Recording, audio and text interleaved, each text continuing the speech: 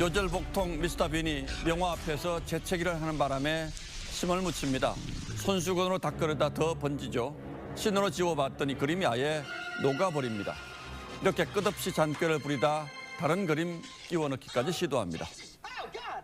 미스터 빈이 레스토랑에서 못 먹는 육회를 잘못 주문했습니다. 마침 웨이터가 넘어지자 남은 육회를 엎어 덤터기를 씌웁니다. 새로 나온 음식을 우아하게 즐기려는 순간 얼굴이 일그러집니다. 또다시 육회가 나온 겁니다. 세상에는 간이 부어서 속이 보이는 일을 서슴지 않는 인간이 적지 않습니다. 뛰는 심장까지 훤히 들여다보이는 유리개구리처럼 말이죠. 낮잠을 잘 때 정맥에 흐르는 적혈구가 줄어들어서 몸이 투명해진다고 합니다. 그러면서 적혈구가 간으로 쏠려 간이 40%가량 부풀어 오릅니다. 간덩이가 부었다 잠에서 깨면 다시 원래대로 돌아오죠.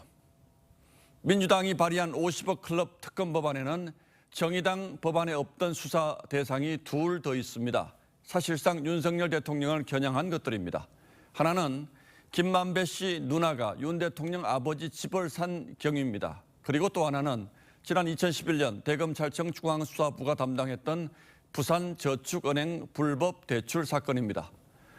당시 주임 검사였던 윤 대통령이 이 사건을 제대로 수사하지 않아서 그 대출 자금이 대장동 일당의 종잣돈으로 흘러들었다는 겁니다.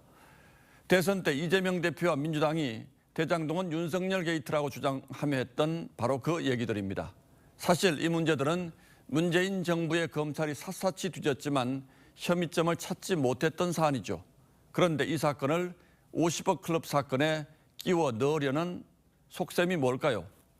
명화에 묻은 얼룩을 신으로 닦아보려는 게 아니면 달리 설명할 길이 없어 보입니다. 특검 후보자는 민주당 단독으로 2명 추천할 테니 그중 1명을 대통령이 임명하라고 합니다. 그럴 거면 민주당이 그냥 임명하면 될 것이지 선택권을 주는 것처럼 눈 가리고 아웅하는 것도 볼썽사납습니다. 이른바 50억 클럽 자체에 쏠린 국민적 의혹은 아직 가시지 않고 있습니다. 곽상도 전 의원 판결에 대해서 국민들이 분노한 것도 그래서일 겁니다. 한동훈 장관이 밝혔듯 검찰의 수사와 기소가 부실했다는 비판을 받아도 사실 할 말이 없습니다. 그런 만큼 만약 특검 수사를 한다면 그야말로 정치적 후견이나 입김을 배제한 제대로 된 특검이 되어야 하지 않겠습니까? 검찰 역시 이런 주장이 나오지 않도록 최선을 다했는지 돌아볼 필요가 있습니다. 잘 아시듯 50억 클럽에 언급된 인사 대부분이 고위검찰 법관입니다.